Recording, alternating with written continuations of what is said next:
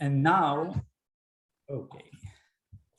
And now they were ordered to make many preparation and train themselves in tools and check all the slaughter knives and slaughter rules and everything. And they didn't have the time to prepare all of it because it was Shabbat, it was Saturday. So they decide to eat dairy. That's the main reason, that's the big story. And I think this is the perfect segue to move to the cooking. And I didn't mention before that Yuval will make Malabi, which is a known Israeli recipe. It's very famous all across the Middle East. And he's bringing his camera right now. We'll move to that. Yuval? Yeah.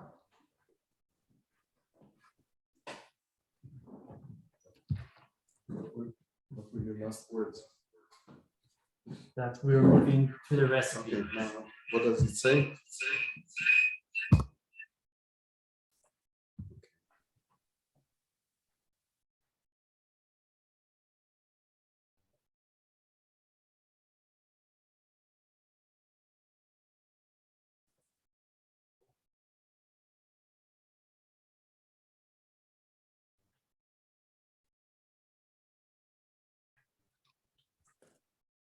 Oh, Yuval, you're on mute. Classic. We can start now. So hi again. I'm Yuval, as Amir mentioned, and we are about to prepare Malabi. I hope you got the list of ingredients. We can see them now. It's 1 liter of milk, quarter of a 250 milliliter cream. We use the one that is used for whipped cream. Then we have 90 grams. Actually, all the measurements I try to also convert into American pints and ounces. So this is 0.17. It's another tablespoon in or out, or teaspoon actually. So we have 90 grams of sugar, 80 grams of cornstarch, rose water. I know this might get you into strains because you don't have it in the supermarket like we do.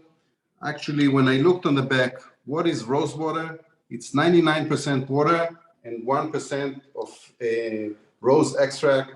That means if you find the rose petals that you can make tea from, prepare tea and use it as the rose water, because we need that only to get the scent of roses. And then as toppings or garnish, we use syrup. Again, this is called Malabi syrup, but actually it's very sweet water with color you can get from raspberry syrup. We have crushed pistachios and crushed peanuts, both roasted, of course, and coconut powder. Show me. Wait. Now, the whole thing actually is like a pudding. This time it's a thick pudding or solid pudding, actually. Now we use, because it's Shavuot, of course, we use milk, but you can use any liquid between milk through milk substitute for kosher reasons, or a coconut, or almond milk, rice milk, if it's vegans or the unfortunate non-dairy tolerant. So we need 1 liter of liquidy and 250 milligram of something fat. Okay, now we'll start here and then we'll move to the stove. So first, in the, let's call it the final pot, we pour the 1 liter of the liquid. That we add the sugar and 2 spoons of the rose water. We put that on the stove in order to get it near boiling and to melt the sugar. Stay there, show me putting it on the stove. While it starts warming up, we'll do the second thing. And by the way, one of the things that help me or make me choose recipes is the fact that it's easy to prepare and what I call a good ratio of preparation time versus the compliments you get for whatever you have prepared. So into the cream, we add the cornstarch and mix it or stir it, whisk it, get the right name for it, in order to get rid of any lumps. We don't want lumps because if you get it while you eat the finished Malabi, you don't enjoy it anymore, no more compliments. Okay, now this is the time to say some things about the Malabi. Actually, since I knew I was about to show you how to prepare Malabi, I read some stuff about Malabi and found out it was invented or first introduced to this general, to Arab general in the 7th century by a Persian cook. And the general's name was Muhallab ibn Abu Sifra. And from his name, the Muhallab, came the word, the name for the dish, which actually has many names around here in the Mediterranean. It's called Mohallabi in Greece, Turkey, and Iraq. It's called Mohallabiya in Egypt, and Mahaleya in Lebanon and Syria. In Hebrew, we flatten everything, we call it Malabi. Most simple and straightforward. Okay, now let's move to the stove and see how things get cooking. Now, since it's milk and cream, usually getting to the boiling point is not a good idea because later on you get this crust which is not that nice to meet, but not like chocolate, hot chocolate, which you really don't like to feel it. Here it's okay because we cover it eventually with syrup and stuff, so you don't really feel it. Maybe this is the time to say that once it's prepared, there are a few ways to serve it. One is serving it in these personal dishes. That's the one I use. Then you can put it in not friendly but useful sometimes of the one use, how do you say it? Plastic. The disposable plastic containers. And this is usually what I use if I take on myself to prepare dessert for a dinner outside of the house. It's very convenient to travel with that when you have it in personal dishes, but covered.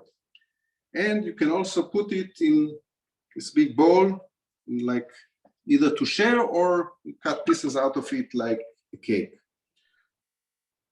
Okay, so now we're waiting for the temperatures to rise. It feels as if the sugar has melted.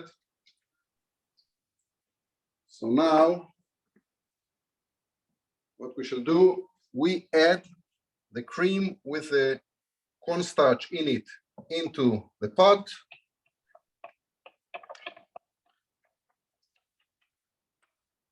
And start mixing it until the magic happens. Now the magic is that this thing, which is now very liquidy, thickens into pudding. Now I wrote somewhere, I don't know if you saw it, it takes 2 minutes. It takes way more than 2 minutes. It's 2 minutes when it's thick. that you declare preparation has ended. How hot is the stove? Oh, my stove is what is called the induction. I hate induction, so I cannot tell you how hot it is. It is in the middle of the hottest, let's call it. I just have to inform you that Marisa wasn't very happy with your comment about induction. Okay. Way better than electric, but I was born and raised on gas, which I like the most, and to know and feel how hot it is. Anyway, this is also very, I mean, depends on how patient you are, and patience is something you need for this dish. As you see, it is still liquidy, but soon it will get thickened. So Yuval, Yeah. if you wanted to make this dairy-free, because you were having a meat meal, you can use a non-dairy milk, but then for the cream, should you just substitute more non-dairy or coconut cream, maybe, since that's heavier? Yes, that's the idea. A liter of the liquidy and 250 milliliter of something heavier, thicker, fatter. Now, some people don't like the taste of coconut, so then I would suggest a substitute for cream, which I guess you have, like we have, the rich stuff. Right. Yes. But other than that, you could go for the coconut, like I said, coconut water and coconut cream, and it works perfect. I did it in a minute. That's the sample I'm going to show you of a prepared one. Or maybe now I will say that once it is ready, I'm losing patience. You pour it into the serving dishes, wait till it cools a bit, then you should cover it in order to avoid the crust or avoid an unpleasant crust, let's say. And when it's cold enough, you put it into the fridge. And the recommendation is to wait at least 3 to 4 hours in the fridge so it really gets cold and freshy. No. You know what? I read some more interesting stories about Malabi, again, when I prepared myself for this thing. So first of all, Amir mentioned that it's a common dish and it's considered to be a street food. But lately it has entered some upscale restaurants, as you know, everyone gives it small change or click in order to make it different, but it becomes something you may find in high-end restaurants. And concerning, let's say, our traditions, so apparently at least that's what I saw. I wouldn't know, but the Sephardics sometimes use the Malabi as the dish to break fast. And actually, it makes a lot of sense. It's tasty. It's in a way heavy, but not too heavy. Sounds very smart to break a fast with. And in the Turkish tradition, I saw that it is a dish served in the Turkish Jewish weddings to symbolize the couple's sweet life ahead. And with regards to Shavuot, again, it says that the Sephardim call, you mentioned lots of names, the names I know, but there's also a name of the Feast of Roses. And since this dish has the smell of roses coming from the rose water, it is commonly used for Shavuot as one of the dairy dishes. I see. Okay, now let's debrief what is happening. At the time when I melted the sugar in the milk, I guess I was too kind for the milk and kept it in a too low temperature. So now we wait together for it to get to the close to the boiling temperature. Usually it's way quicker, but Murphy felt he had to interfere.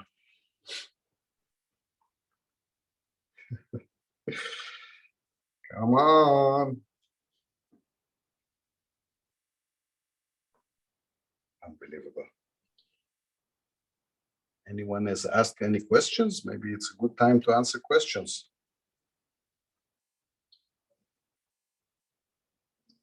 No? So what kind of food did you cook in the army? When you were in the army, I take it maybe not Malabi? No, it wasn't Malabi.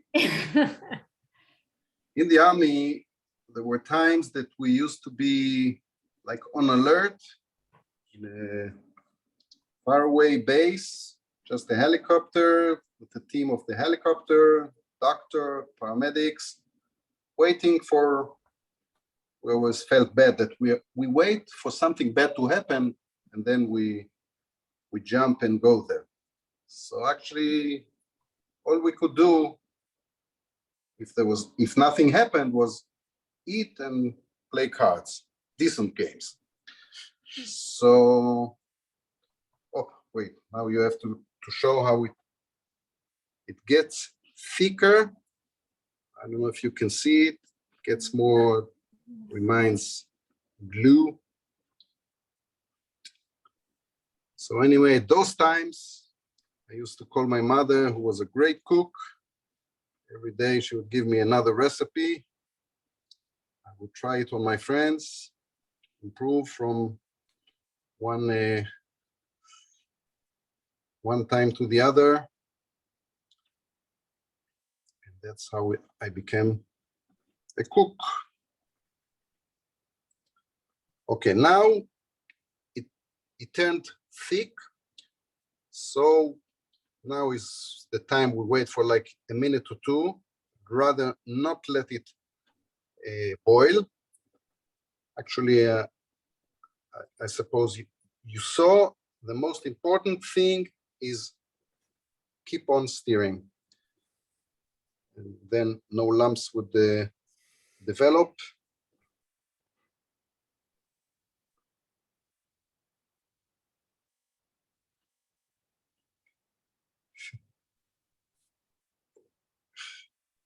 Okay. Looks great. Actually, it's white. It's like nothing, and it's a really great ending for a good meal and a great snack next to the coffee. It's 5 o'clock. Okay, I will call it ready. This is it.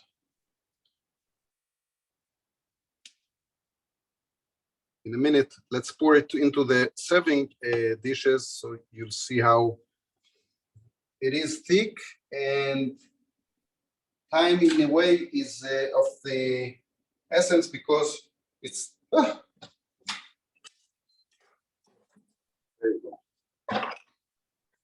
Because otherwise you'll have a pot full of Malabi instead of dishes. By the way, that's the time to put some in the takeaway dishes, so Amir will be able to take away some.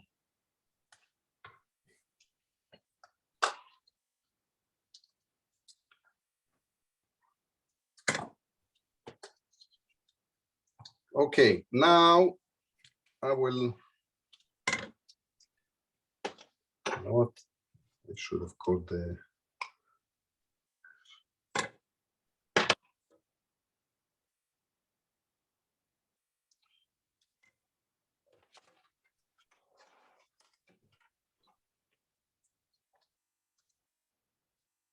שניים, נכון? אחד.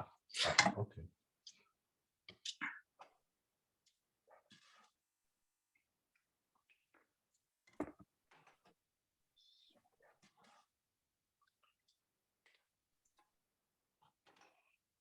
The reason I pour everything in, first of all, it's easier for the cleanup. Secondly, to show you how many dishes come out of it. Usually it's around the 11. There, you count. Meanwhile, I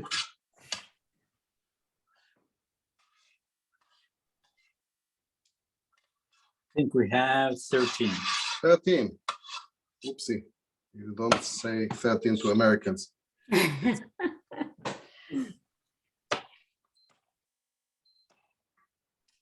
Okay. So this is it. Now 12. I will.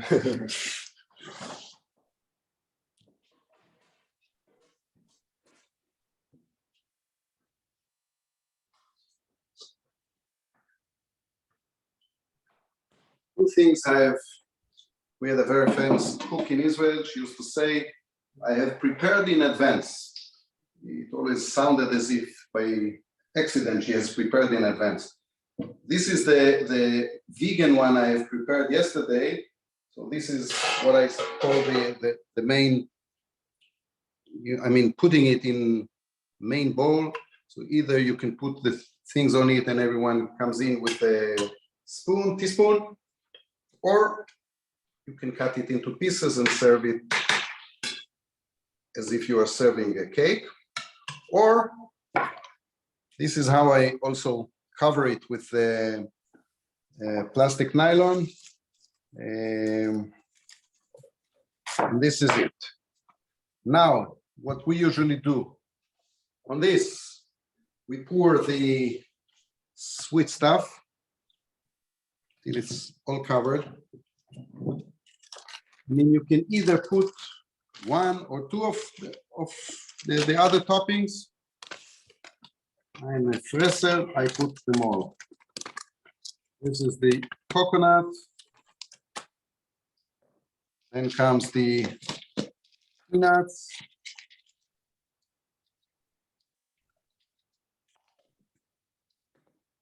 And to end it up, pistachio. And this is a prepared Malabi, ready to be eaten. Perfection. Everyone. Wait for me, Yuval, I'm coming. Yeah, you're coming. You are all coming. Come, all invited. Not to mention tomorrow, now I have another 12 ready for tomorrow. Any questions, everybody?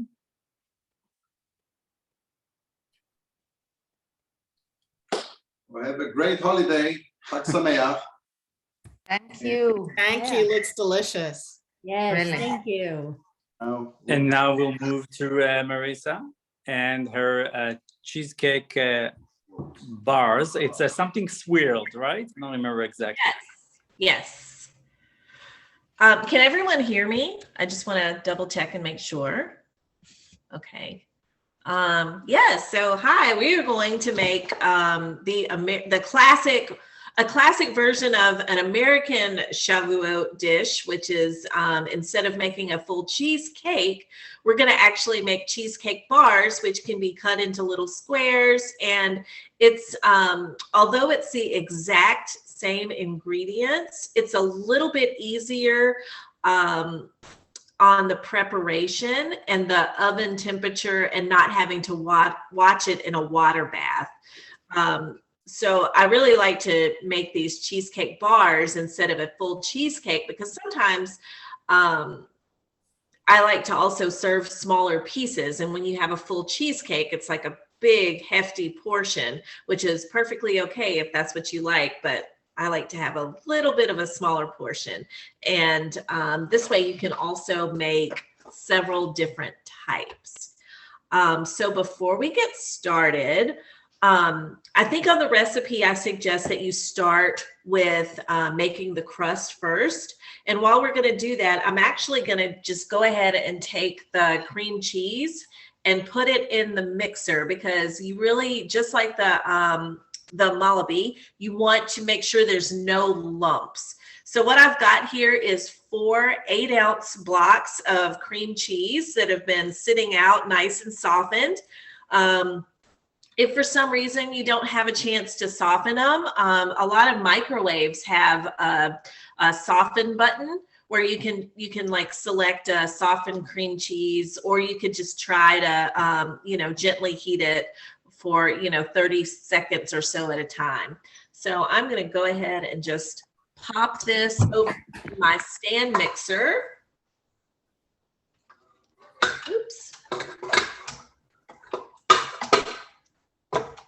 Make sure I get all of that over in there.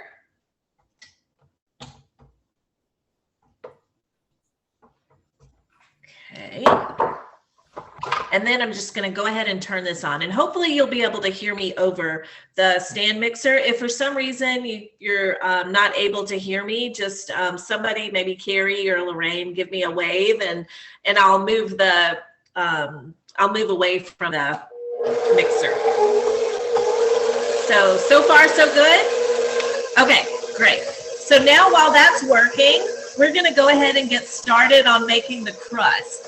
So I've got the oven turned on 325 degrees, and I'm going to use a 9 by 13 pan to cook this in. And this is a pretty big pan, because what I like to aim for with the cheesecake bar is to have like a nice, thick, substantial piece. So I'm using, this is actually my lasagna pan, because it's going to rise up pretty good. And I'm actually going to line this with parchment paper so it's easy to lift out and cut later. And one of the things that I do is I just save the wrapper from the butter, and I actually grease it just a little bit, and that's just so that the parchment paper will stick to the inside. You're not actually greasing it for the purpose of non-stick, but sometimes if you just lay a piece of parchment paper in there, it won't really stick to the inside. Parchment, and I'm just gonna press that in there, and as you can see, it just kind of, with the little bit of butter that was left on the paper, it really just sticks in there, so that's not going anywhere. So I have to say, and I'm actually going to turn this off because it's it's making me feel like I have to yell. So we'll get back to that in a second. So unlike Yuval, I love my induction cooktop. Love. I love it because I can boil water in 90 seconds. Yeah, it's pretty amazing. So with the magic of induction earlier, I actually went ahead and melted 1.5 sticks of butter, and it's just nice and melted. And I'm going to add 1/2 cup of sugar to that. And I'm doing this right in the bowl that the pot that I mixed the melted the butter in, because it just saves me one less dish that I have to wash later. And then 3 cups of crushed graham cracker cookies. If you want to get fancy and use other cookies, you can use whatever kind of cookie you want. If you want to chop up sandwich cookies, if you want to chop up shortbread cookies, just throw those in the food processor and get a nice fine crumb on it. You want it to be as fine as possible. And make sure you get 3 cups worth. And I'm just dumping that in there, and I'm going to just stir that to mix all the ingredients together. Now, 3 cups is actually quite a bit of crumbs, and this is going to make us a nice thick crust. And after you kind of give it a toss with your spoon, you may have to get in there with your hands and kind of mix it up together until it starts to kind of, I don't know, feel a little bit like barely wet sand is what we're aiming for. So I'm going to show you what that looks like. It's still kind of loose and still somewhat dry, but not too dry. Like I said, barely wet sand. And I'm just going to dump all of this over into the lined pot or in the lined lasagna pan. And I spread that out a little bit with my hands. And to get a nice, tight, and very evenly pressed crust, what I'm actually going to do is take the bottom of my measuring cup and I'm going to use it to press. And this keeps your hands nice and tidy, as well as kind of makes a nice compact crust. You could also use the back of a spoon if you like, but this is my favorite method because it just really, really, really, really gets the crust nice and smooth. And I'm actually gonna push some up the sides, and I'll show you here in a second what that looks like. Brush my hands off a little, and ta-da, a little bit from the edges there kind of falling away. And so we're going to pretend like I'm putting this in the oven. I'm actually not going to bake this right now. And we're going to move on to, this is in the oven, and you're going to leave it in the oven for about, I would check it after 5 minutes, especially if you're using a different type of cookie other than graham cracker. You want it to be just lightly browned and not too over browned, because when you put the filling on top of it and rebake it, it's actually going to bake a little bit more. So now back to the mixer where we have our cream cheese. I'm actually just going to pull this from the sides a little bit. If you have one of these really deep, large mixing bowls like I do, you may have to take a couple of stops and really dig down into the bottom to make sure there's not going to be lumps. That's really important. Even if there are lumps, though, it's still going to taste pretty good, but it just makes for a prettier end product. So I'm going to turn this back on and yell at you guys again. Here we go. So cheesecake is actually really easy to make as far as remembering a recipe. If you ever have think, oh, I want to make something, you know, like a cheesecake bar or something, there's a very simple ratio. For every 8-ounce block of cream cheese, it takes 1 egg, 1/4 cup of sugar, and just a little bit of extract. So we've got that going. I'm using 4 blocks, so I'm adding a whole cup of sugar. And like I said, I'm sorry, that's really loud. And then I've got 4 eggs, which I'm going to add 1 at a time until it gets mixed in. And the reason I do that is because once I accidentally made a really big batch and I dumped all my eggs in at one time, and one of the eggs never broke, and it cooked in the center of the cheesecake, which was, it was interesting. So, yeah, you definitely want to make sure your eggs break up when you do this. So there's the other one. 3. And last but not least.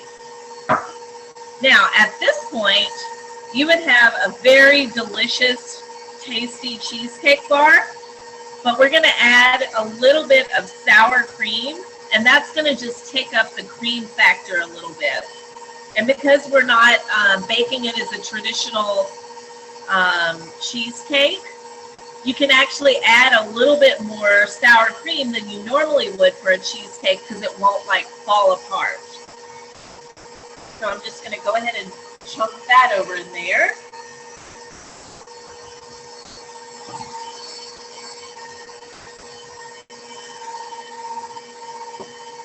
And that looks to be very well mixed together.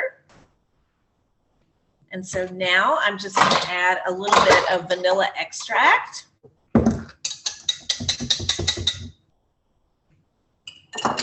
Yum, yum, yum. So I'm going to add 2 teaspoons of vanilla extract. 1. And, you know, if you're depending on what filling you decide to use, the fruit topping, you can use whatever kind of extract you want. Like if you have, you can use lemon extract, you can use orange, you can use almond. It really just depends on what you like. And that's what I love about making a cheesecake bar. It's kind of like a choose your own adventure cheesecake. So I'm just giving that a nice little stir. And then I'm going to, for the sake of our Zoom here, I'm going to go ahead and put this in the crust that we made earlier, which is cooled now. And you always want to make sure you cool your crust. That's very important. Marisa? Yes. Marisa, how long do you bake the crust? I don't see that on here. I may have just missed it when I was reading. Oh, okay. Yeah. So it takes about 5 to 8 minutes, depending on what kind of a pan you're using and depending on what kind of cookie you're using. So I usually check it after 5 minutes and just make sure if it's starting to get lightly brown, then that's good enough. If it needs just a little bit more time, you can go ahead and pull it out, because just remember that when you stick the cheesecake back in, it's going to cook some more. Thank you. You're welcome. It's very important. Marisa, hi, it's Arela. Hi. Can you please put the camera a bit downer so we will see what you're doing? Because I'm very curious. Yeah. Yeah. Okay. Yeah. There we go. Yeah, so I'm just stirring this, and ideally it would be a little less lumpy. I would have normally let it mix up a little bit more, but I can't do the noise. It's too loud and trying to talk at the same time. So now I'm going to actually just go ahead and pour this over in the crust, and I will move the camera again once we get all of that over in here. I'm sorry, unlike Yuval, I don't have a hand, someone to hold the camera for me, which would have been great. I should have done that. And I will be with you next year. Okay, that sounds great. That sounds great. So if you can see here, I'm just spreading this across the top. Oh, look at that. Haha, magic. Okay, so now what we've got is a nice jiggly cheesecake, right? So I'm gonna go back to the view. Thanks, hon. So now what you want to do, you want to use 1 cup of prepared fruit filling. And so what I've done is I've bought a can of cherry filling. And the one that I made last night, which we're going to cut up in a second, because I've got some tips on how to make nice clean cuts, actually will give you about 2 cups. So I've got 1 cup here left of the cherry mixture. And what I'm going to do is I'm just going to make big plops. I don't know what else to call it. Big plops on top of this cheesecake. And once I do this, I'll move the camera so you can see. Plop. But no particular order or way, just 1 cup's worth of a big plop here. Okay. So what I've done is I've just made big plops. So I'm going to take my spatula. You can also do this with a spoon or knife.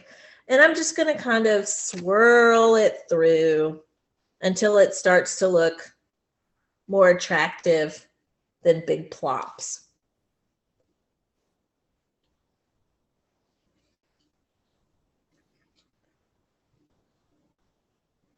And the great thing about using something with big, large pieces of fruit in it is the fruit kind of sinks to the middle of the cheesecake. So it's not just topped on top of the cheesecake. It actually flavors the entire filling.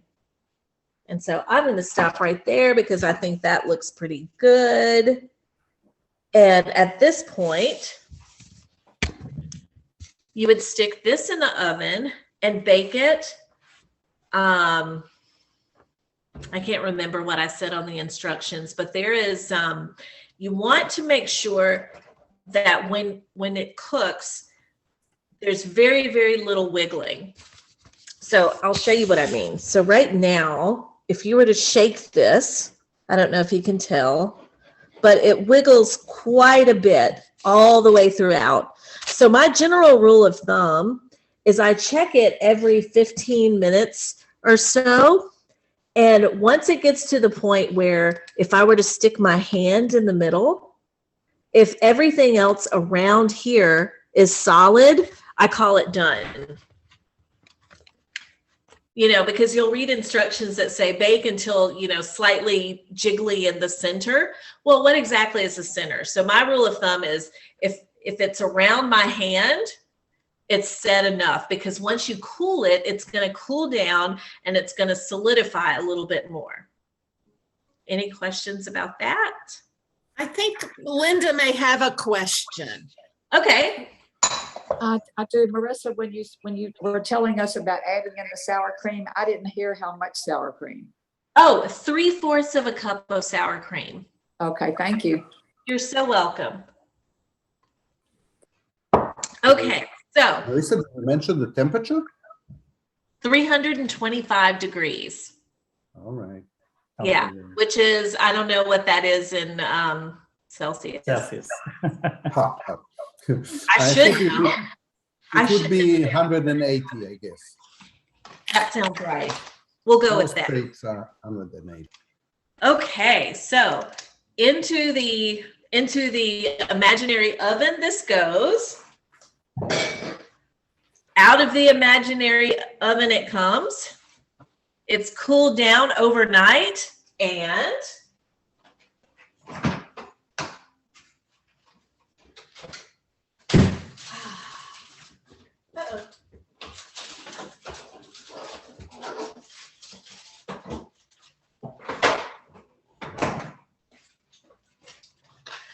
ta-da!